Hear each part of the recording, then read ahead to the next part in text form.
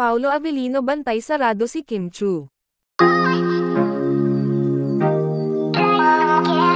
Bantay sarado nga itong si Kim Chu kung saan ay may kumalat na video, nakasama pala palagi ni Kim itong si Paolo Avellino, dahil nga spotted nga ito noong last ASAP performance ni Kimi, nakatingin lang itong si Paolo kay Kim Chu habang nag-rehearsal ito, hanggang sa kanyang performance.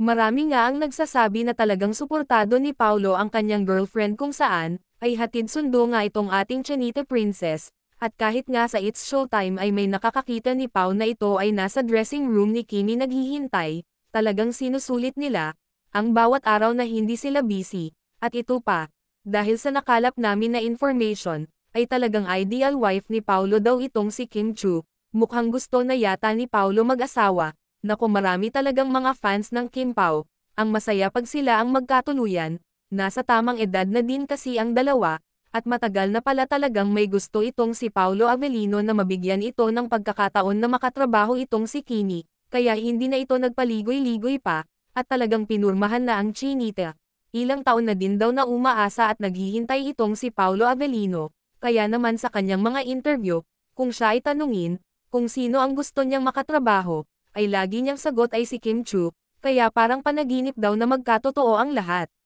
Marami na rin ang nagsasabing tinadhana ang dalawa, at laging trending ga ang kanilang mga bagong post sa kani-kanilang social media, talaga namang maraming nakasuporta sa dalawa.